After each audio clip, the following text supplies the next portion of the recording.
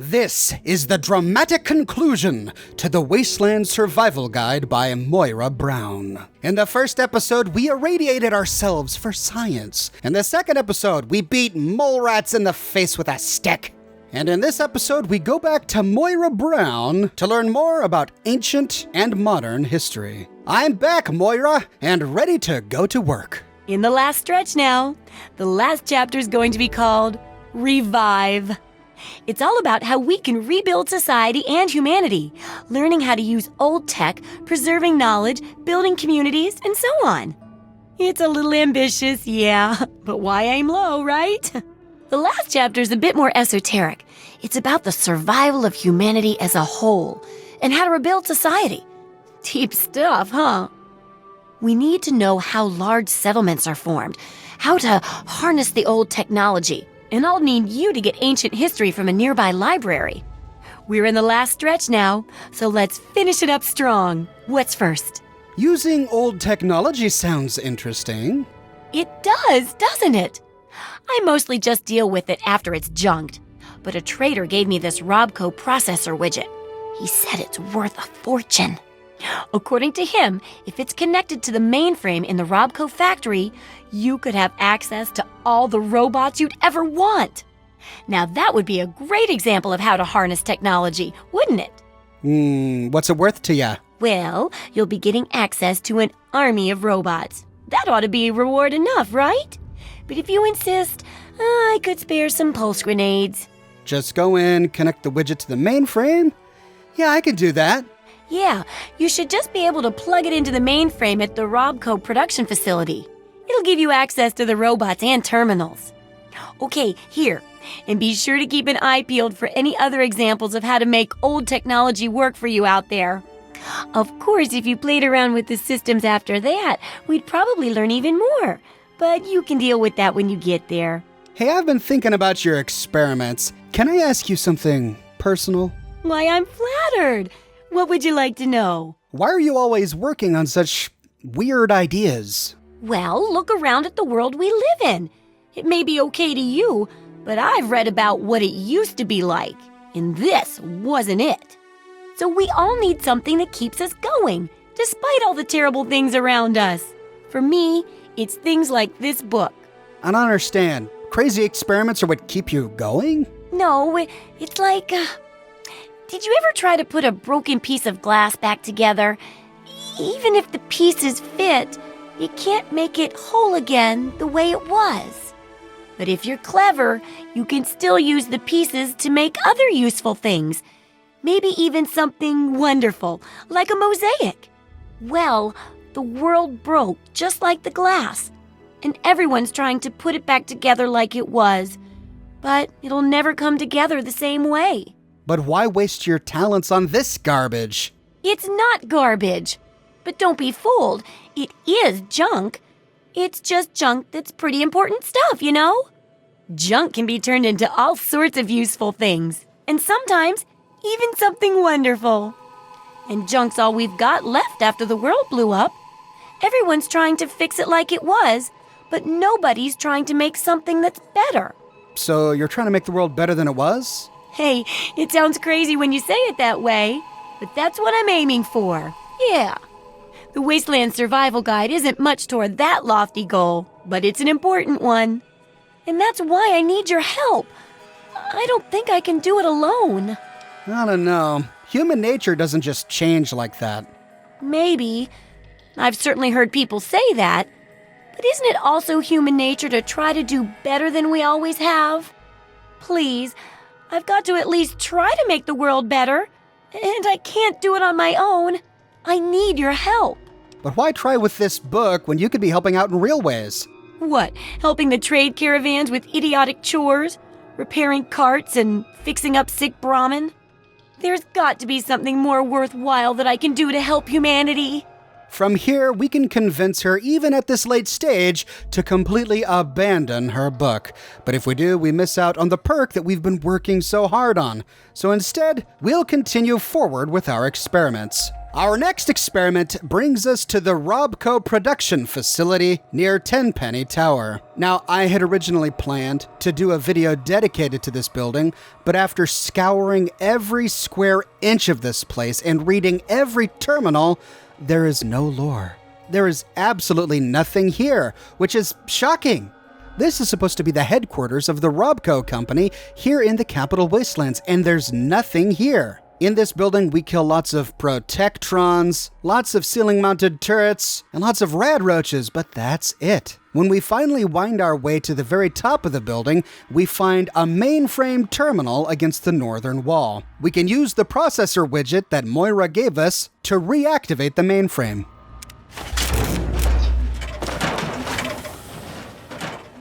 Hostile.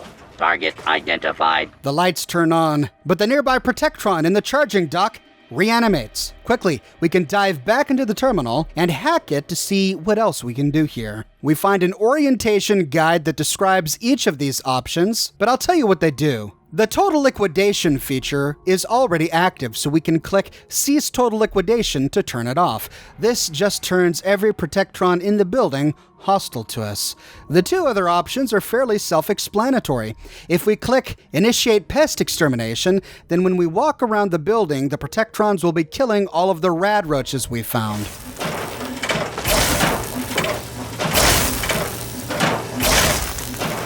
Firing weapons.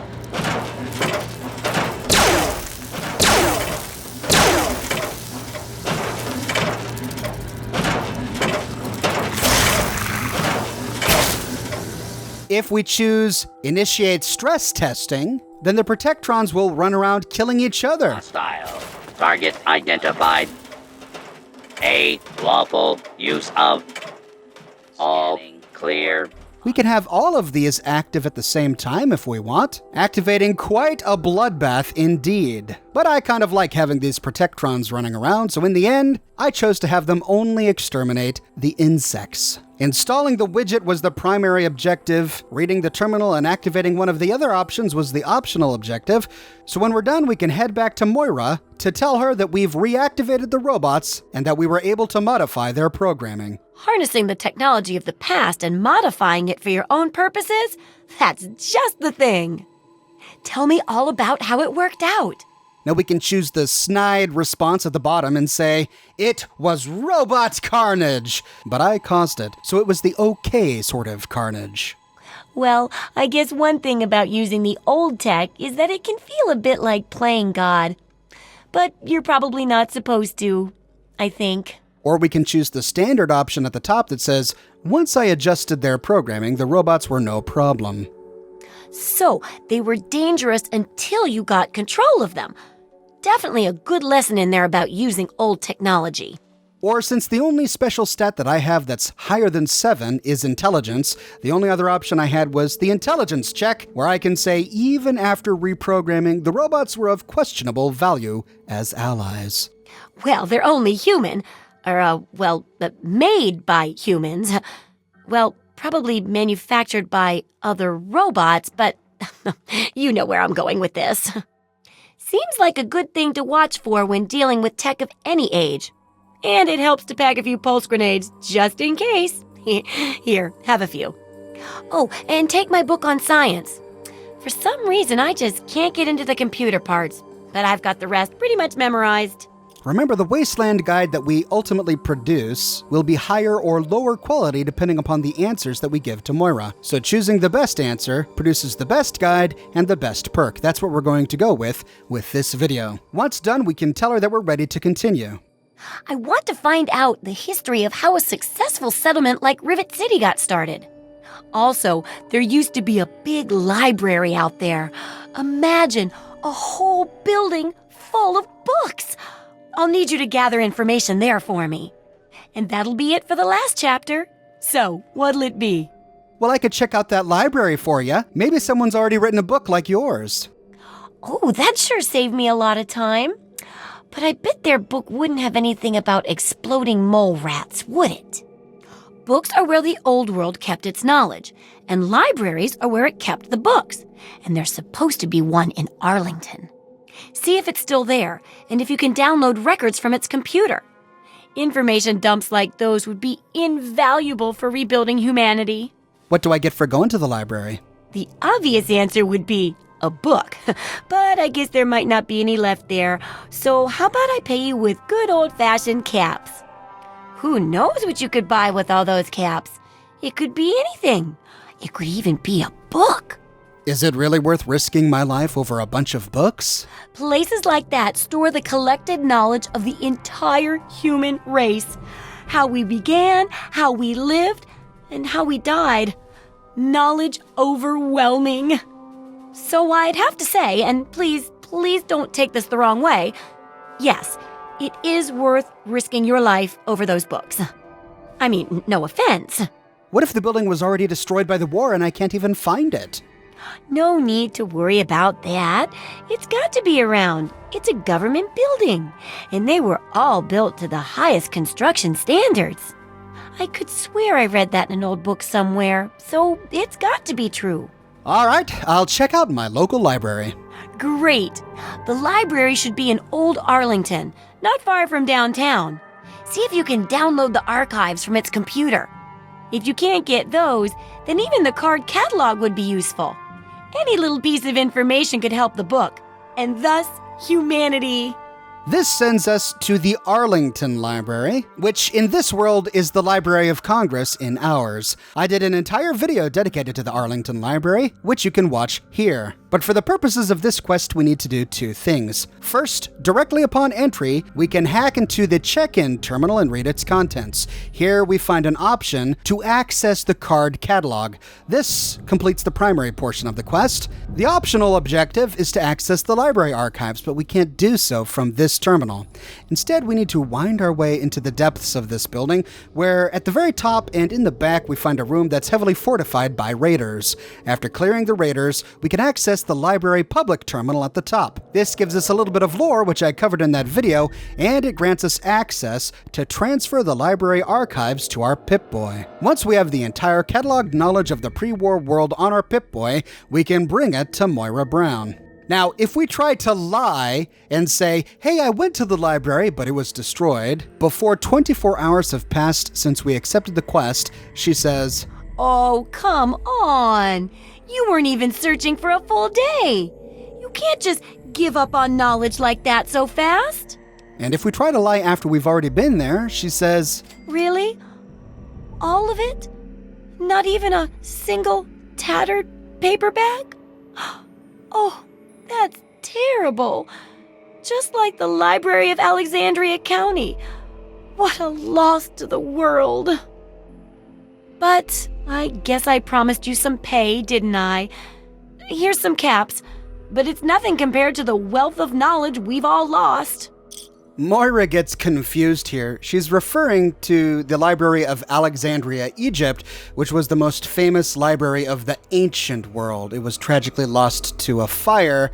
It could have been any number of fires. Scholars disagree which fire actually destroyed the library, but it resulted in the loss of most of the ancient world's knowledge. She gets mixed up because there is an Alexandria County here in Virginia, which is on the Potomac River just south of Washington, D.C. She must have read somewhere about the destruction of the Alexandria Library and falsely assumed that it was one here close to D.C. But this gives us an inferior result, so instead, we can tell her the truth and say that the library is still standing and that we have the archives right here.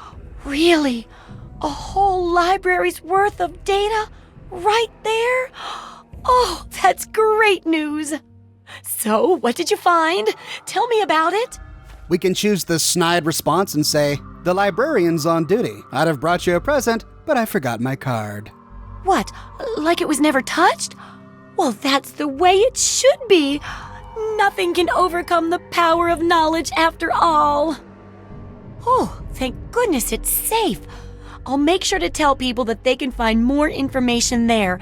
It'll become a holy place for the educated.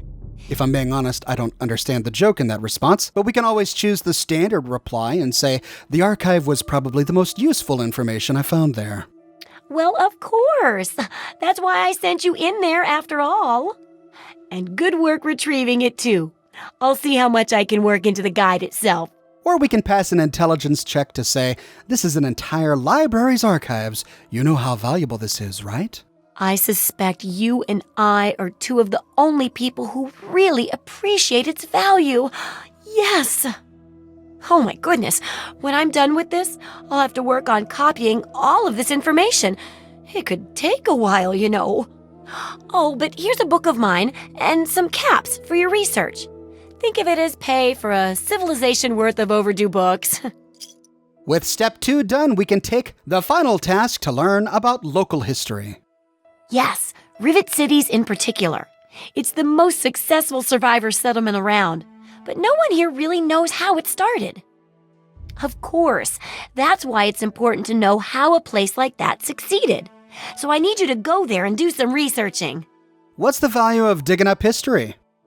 You mean, apart from making sure we don't repeat our tragic failures in a never-ending cavalcade of human pathos and suffering?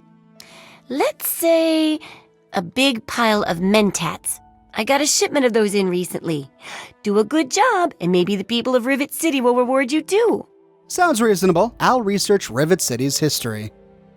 Oh, now I can't wait for what you find out down there. And check around to make sure you're hearing the real deal. Now we can immediately lie and we can say, Rivet City is actually the remains of an ancient underwater civilization. Oh, come on. Now you're just being silly. There's no way you went down to Rivet City and came back in less than a day. But again, if it has not been 24 hours, she doesn't buy it. If it has, however, she does buy it. It is? I've never heard of anything like that. I don't even know anything in books about that sort of things. Unless... Oh my goodness. Do you think it's originally from Atlantis? Or maybe Mu? Maybe they started the war. I never would have guessed that without you. This could change everything. Here, have your pay. Our book is going to be huge. Now, I think we're all familiar with the lost city of Atlantis, but I had to actually look up Mu, and it wasn't a lost city, it was a lost continent. It was made up by a traveler and writer named Augustus Le Plongeon. I'm probably butchering that name. And he claimed that many ancient civilizations, including Egypt and Mesoamerica, descended from refugees from the continent of Mu, which used to be in the Atlantic Ocean, but which sank. It was destroyed by the same earthquakes that destroyed Atlantis. That Egypt itself was founded by the Queen of Mu, Queen Mu, only her name was spelled M-O-O. Yes, like the sound a cow makes, not M-U, the way the continent was spelled. But anyway, it's really silly. Or we can say, history is for losers. I'll do it later. No, history is what losers become. You go right back and talk to those people and find out something so we can make sure others learn from their successes. But if we actually want to pass this quest, we can go to Rivet City. Now, there are a lot of residents of this city, and we can talk to all of them about its history. Sadly, most of them are less than helpful. History? Fuck if I know. Hell, fuck if I care. Can't help you with the history, honey. I heard tell the place used to be run by raiders until someone cleared the whole place out. But I don't really know for sure. I don't exactly have time to worry about the history around here, now do I? I've got to worry about what's happening on it now. Get away! I've got enough to deal with without you wasting my time. Oh, I'd like to help, I really would. But I don't know the first thing about this place's history. Don't let my age fool you. I may have been around for a while, but I didn't spend all that time here. If it hasn't got to do with the science quarters, I'm probably not the one to ask. And Dr. Lee's so busy, you really shouldn't disturb her work. I could tell you all about the science lab, but even though I was here near the start, I can't really help with the details of how it all worked out. It all seems like a lifetime ago. I'm afraid I've had a lot of things on my mind since those early days. Sorry, but I don't really know much about it. More worried about what's going wrong with the here and now, see? Huh? History? What history? No history here, girl. Lady, I only just got here myself. Ain't nothing I could tell you. I heard the place was settled by mercenaries who used to scavenge DC, but I don't really know. Gosh, we're just coming up with nothing. Well, maybe if we talk with Angela's father here, he may know something. I know a lot of places opened up when they got the hydroponics bay working, but that's hardly the start of it all, is it? Actually, Vera Weatherly might know more. She's always here and talking with folks, so if anyone's picked up a story or two, it'd be her. So he sends us to Vera Weatherby. Vera Weatherby is in charge of the inn. We can ask her if she knows anything about Rivet City's history. Well, I could tell you all about my hotel. But I'm sure I don't know anything about how Rivet City itself got started. I mean, you hear rumors and you make guesses, but I really couldn't say I know for sure. And I'd hate to lead you down the wrong path. Could you at least tell me what you've heard? Well, if it'll help, I once heard that this place was covered in mirelurks 50 years ago, raiding all around the city. Eventually, some poor soul they thought would be lunch fought back and cleared out the whole ship. He set up the city in their place. They say he was the first counselor for the upper deck and lived here to his death. Can't say I believe it a bit, but it's a nice tale to tell. Well, is there anyone around here who might know more? Actually, now that you mention it, Seagrave may know more about it. He's been here since he was just a boy, and I can't imagine anyone knows this ship better than he does. So we can go to Seagrave Holmes. Oh, I really wouldn't know. I mean, long as I can remember, she's just been here, soaking up all the repairs and attention we can give her. I grabbed a wrench and joined in the reconstruction pretty much first thing out of the womb, but I never really cared about the politics. Well, can you think of anyone from back then who might know more? Last feller I remember from back then was Mr. Pinkerton, and he must have left about a decade ago, after that spat with the science team. He used to have a storage shed in the broken-off bow of the ship. We always thought he was crazy for keeping stuff there. Might have kept a couple records down there, I guess. Careful, though. Ship's a bit treacherous down there in her belly. Vera spoke very highly of you. She says you know all about this place. She did? Well, I suppose I've picked up a lot over the years. I mean, no one's spent more time tinkering on this old girl than I have. Oh, Rivet City, I mean. Not Vera. I mean, Vera's not old. And I haven't tinkered on her, obviously. Not that I wouldn't. I mean, no. Anyway, you might find some clues in Pinkerton's place, in the broken-off bow. He was around before me and used to store stuff there before he left. Well, looks like we might see a romance forming, but Seagrave mentioned a guy named Pinkerton, but he thinks that Pinkerton is dead. We could go to some broken portion of the ship, but I don't really want to waste my time digging up archives. Maybe someone else here knows more. Now, who do we know who knows a whole lot? Why, none other than Abraham Washington, the curator of the museum here. We can ask him if he knows anything about Rivet City's history. It's funny now that you ask. I can tell you all about the capital, but I really haven't got any idea about Rivet City itself. I can't see how important it is compared to the capital's history, but maybe Bannon might know something. He's in the governing council, after all. Bannon. Where can we find Bannon? Maybe Father Clifford would know. Oh, it's not the past of the city that I dwell upon, but the future of its inhabitants.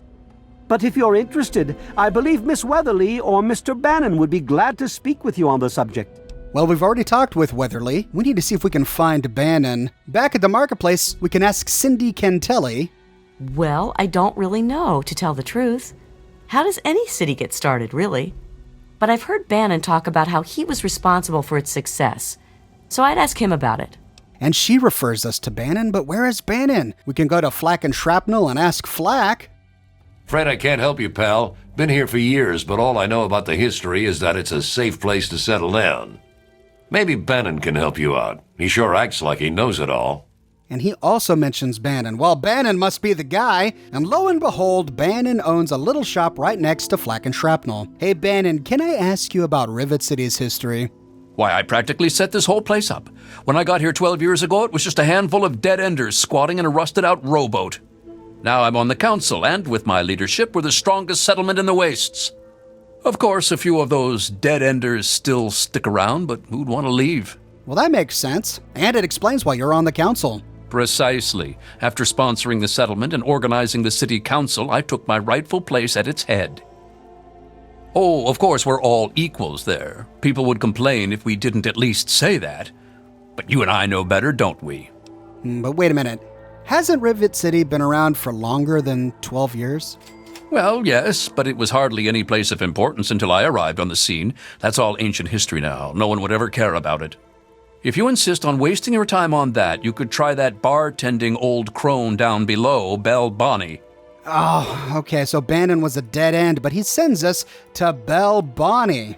Belle runs the local pub here at the ship called the Muddy Rudder, and she's not very friendly. History? What, not enough shit around here already? You need to dig up more? Don't know if it ever had an official start. It's just been here forever. Stuck in the river and full of assholes. Well, can't you just tell me something about it? Oh, sure. See, it's tied into the story about how Sister got his name. You ask him about that. He'll clear up all your problems. For good. Hell, take a dive off the flight deck while you're at it. Long as you stop pissing away my time. Oh, great, so she wants me to go get my face beat in. Yeah, no thanks. Look, I bet someone like you hears tons of stories. Can't you share one? No, I can't fucking well share one. What sort of moron are you? But fine, if it'll get you out of my face, go down to Pinkerton's shed in the broken-off bow of the ship. If he decides to give you a history lesson, it's no business of mine. Now get the hell out of my bar. Really? Because Bannon said that he organized this entire place by himself. Huh. Why, that lying son of a bitch. He wasn't even born when I got here. Want to know this tub's history? Only person who really knows it is Pinkerton. And most think he's dead or gone. He's holed up in the other half of the ship, and he don't like visitors. He'll set you straight. Huh.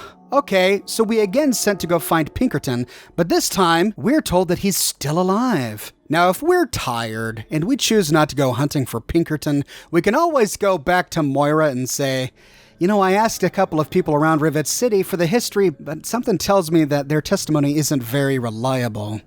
Well, if it's all you could find out, I guess it'll have to do.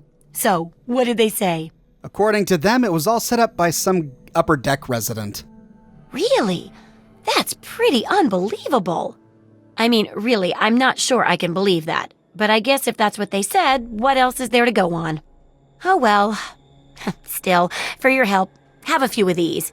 They may help out the next time you need to talk to a few folks. She'll go with it, but it produces an inferior book. So to get the best book, we need to go back to Rivet City and find this guy Pinkerton. Now, we were told he lives in some sort of ruined portion of the ship. Back at Rivet City, we find that the ship is split in half. We find a path that leads to a door to the back portion of the ship, right next to the Jefferson Memorial. But sadly, when we get there, it's locked with a very hard lock, and my lockpicking skill is not good enough. There's got to be another way. Well, back at the main ship, we can go through the Rivet City marketplace through a door against the southern side. This leads us to a big ledge overlooking the portion of the ship that has been cut away. We see that a jet has fallen off of the top of the aircraft carrier and lies in the water below. You know, this half of the ship is buried in water. I'm betting there's a way inside underwater, so falling on down, we can swim around, but we gotta be careful not to run out of air and drown. After a while, we do find a passageway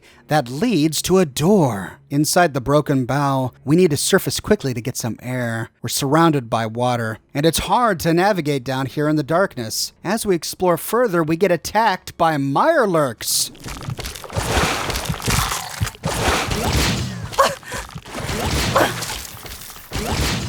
Hey, where? You like that?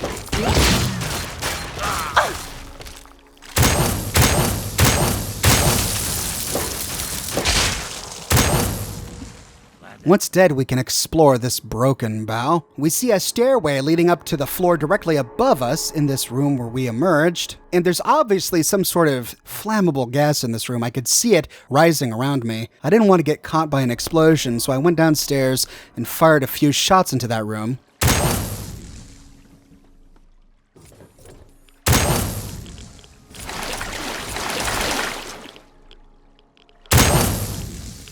But yeah, it didn't ignite. Well, maybe I was wrong. Maybe there was no flammable gas. Gosh darn it! This is like one of those guys who looks in the barrel of his gun and pulls the trigger to see if it was loaded. What's wrong with me? Ow. Heading down a western corridor, we see that there are traps on the ground. We can disarm a floor trap and loot some ammunition in this room, but it leads to a dead end. Going south, we go into a new room. Continuing through and turning left, we go all the way down the hallway until we find a very hard locked door. This leads us to that door that led to the ramp outside by the Jefferson Memorial. To open this door, we can activate the circuit breaker right next to it, which unlocks the door. But we still haven't found Pinkerton. He's still somewhere inside. So turning around and going south, we can round a bend until we come to a room with a terminal. I was just about to activate this terminal when I noticed that it's booby-trapped. Okay, so this isn't what we need. I'm just gonna leave it alone. The door is locked, so I can't open it. However, directly behind me is a switch. Activating the switch opens the door. I crouched down and crept on through, but there were no enemies. Is this place completely empty? Going around one of these screens, I see a dismembered skeleton on this operating table, but it looks to be dozens of years old. Oh, come on. Pay more attention to what you're doing. Ah, he must be directly above me. Heading up the stairs, we come face to face with Pinkerton. How the hell did you get in here? I suppose you can't be all that bad if you made it this far without dying. This is the part where you tell me what the hell you are doing bothering an old man who obviously wants to be left alone. Get on with it already. What are you doing here in this wrecked part of the ship? I live here. It's where I do my work, and it's far away from Dr. Lee and all those other monkeys dressed up like scientists. You made it past my defenses, which proves you aren't a dummy. And you haven't killed me, so I suppose you aren't here to do that. I suppose you can hang around if you want. Just don't touch anything. What kind of work do you do here? The secret kind. Well, if you must know, I'm an electrician and computer expert, and I'm a bit of a surgeon. Really, the most gifted scientist you'll find. I'm the guy that got Rivet City up and running in the first place. And after all that, Lee and her gang of flunkies pushed me out. Ha! Project Purity, indeed. What a bunch of morons. They can't even clean some water. These Rivet City people seem to be just rays of sunshine, don't they? Hey, tell me about this city's history. What? I have better things to do than yak about those backstabbers up topside. Now get going. But you've been here for so long, you must know something. I know lots of things, but you've got no idea about most of them. Now, get going before I stop talking and start shooting. Please, it's very important. It's for a book about the Wasteland. Like I care what you savages read. Shove off and leave an old man to rest in peace. You know, others have told me that you're the only one who knows the truth about Rivet City's founding. Ha! Sounds like you've been poking around, all right. I'm surprised any of those reprobates even remember me. Maybe they still laugh about how they edged me out of the council back then. But you can set the record straight. You were on the city council. That's hard to believe. Well, start believing or start walking. Remnants of the Naval Research Institute cleared the Mirelurks off this wreck about 40 years ago. We were looking for new lab space, and this bucket of bolts just happened to have a well-preserved science bay on it. Everything else just grew up around that lab once we got it up and running. The science team was led by one H. Pinkerton. So if you used to be in charge, how did you end up back here? That lasted until about 18 years ago, when those ambitious backbiters like Lee and her little team showed up. She came in with her big Purity Project pipe dream, and my whole staff started working with her, those traitors. She even took my seat on the council. By then, I was glad to leave it behind. But hell, if I'm leaving the city I made great. Well, I can't imagine why she'd be more popular than you, even assuming this is all true. What are you suggesting, you little brat? I may not be on the science team anymore, but I still know how to keep records. Got any hard evidence for all this? Of course I do. A good scientist always keeps track of their data. Here, they probably don't even remember, but I kept the records of that first council meeting. Take them, if it'll put them in their place. With that, he gives us a copy of the Rivet City Council minutes. These minutes confirm that Pinkerton was indeed one of the founding members of Rivet City. Alternatively, if we don't want to get this through dialogue, we can always hack Pinkerton's private computer. Inside the very first item is the city's founder's log, which has the exact same text he just gave us. Now, Rivet City is an interesting place with plenty of quests that deserve its own video, and I'll be covering it in a future episode. But to complete the Wasteland Survival Guide, we need to go back to Megaton and tell Moira that after lots of searching, we finally have the real history of Rivet City. Aha! Not just as easy as asking around, was it? Good information takes real work to uncover after all. So, tell me all about it. We can choose the snide response and say, some old coot says that he took these notes. They seem reasonable enough. Well, this data looks legitimate. An outgrowth of a science station, huh? Just goes to show what I always say about cleverness. Or we can choose the standard option and say, it began as a successful science station, and traders settled in around it. I would have figured the science station came afterwards. Well, good to see genius get rewarded. Or we can choose the intelligence option and say, it began as a research station, which is why it's still a scientific haven. With the protected location and resources that came from those scientific advances, I can definitely see how it grew so quickly. A bit of smarts leads to a big reward, huh? Speaking of which, in thanks, have a few of these for the next time you've got to be quick on your wits. Oh, and I'll let the Rivet City traders know they'll be favorably mentioned in the book. You'll get a discount buying gear from them in the future. And now my research for your book is completed, right? Yes, that concludes our exceptional expert endeavor. I have to admit, I was worried it would go over some people's heads, but it should be fine. For all your hard work, I want you to have this mini nuke. I kept meaning to use it to dig a well, but honestly, it just makes me nervous. Now, I just need to do a few last tweaks, and it'll be ready to print and distribute. Thanks for all the help. Oh, let me guess. You need me to go print and distribute it, right? So cynical. No.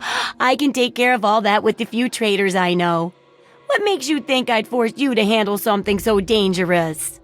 Now you should just lie back and bask in the praise for helping with the book. Well, I should certainly hope so. I nearly killed myself half a dozen times for that thing. And those risks will have saved hundreds, no, thousands of lives. Your quality research really took it to the next level, you know? Well, it certainly was an epic piece of work. So, is the final product worth it? Oh my, it's brilliant. Even I'm astounded by my genius. Oh, no, it's more than that. By our genius. I'll share these with the traders, and soon everyone will know about the Wasteland Survival Guide. But now, the very first copy of our book goes to you. It wouldn't nearly be as good without your input. You're the real Wasteland Survival Guru. And with that, we finally, at long last, get the Survival Guru perk. As a result of our painstaking research for the Wasteland Survival Guide, our survival skills have improved. Taking a look at our Pip-Boy, we see that we did indeed get the best version of this perk, and we gain a plus 6% bonus to poison resistance and radiation resistance, and 6 points to medicine and science. The book she gave us isn't a book we can consume. Instead, it appears in the miscellaneous section of our inventory, and we can always drop it.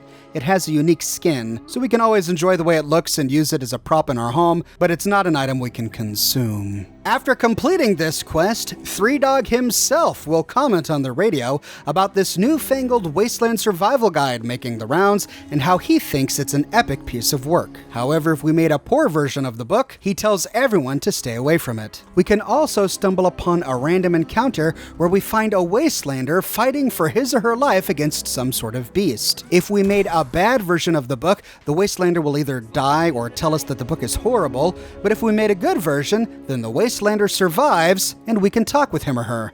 Another Wasteland survivor, huh? Sorry, but I don't got enough to share. Get your own copy of the book and do your own hunting. Book? What book? Ain't you heard of the Wasteland Survival Guide? Bought one off a trader, and it's the reason my family's back up to 2 meals a day. Oh, yeah, actually, I helped write that book. Is that so? Well, thanks, stranger. You and that Moira girl done all right by me and mine. Nice writing. Well, that just makes me feel like $1,000,000. I got an awesome perk, and I helped out citizens of the Wasteland. It was a productive day. And that is the final chapter, which completes the full story of the Wasteland Survival Guide from Fallout 3. It was one of my first Fallout 3 videos I ever made, and a dozen or so videos later, I'm happy to finally finish it. Did you do this quest for Moira when you played the game? It was an involved quest. I have to admit that the first time I played Fallout 3, I didn't even finish it. If you finished it, which version of the perk did you get? Did you prefer to answer with the snide responses, the charismatic, strong, or intelligent ones? And now that we're officially done with Moira forever, what do you think of her as a character? I, for one, think she is an absolute gem. I understand why she can be a little bit annoying, but I think her naiveness and her silly bubbliness is endearing. I think that she's a bright beam of sunshine in this dark green world. Let me know your thoughts in the comments section below. I publish a new Fallout video 6 days a week. So if you want to make sure that you don't miss my next video, be sure to subscribe and to click that bell notification button. I've got a shirt shop, folks. If you would like an Oxhorn or Fallout-themed shirt, you can find a link to my shop in the description below. And if you like what I do and you want to support me in a more personal way, consider becoming one of my patrons on Patreon. Patreon subscribers get access to a private channel on my Discord server, as well as a bunch of other cool Oxhorn perks. But more than anything, ladies and gentlemen, I'm just so glad you're here watching this video with me today. Thank you so much for watching, and I'll see you tomorrow morning, bright and early, with a brand new video.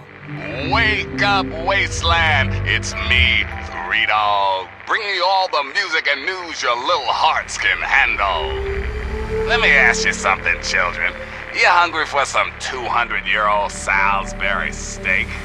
Or you hungry for some news? I'm guessing news. Here you go.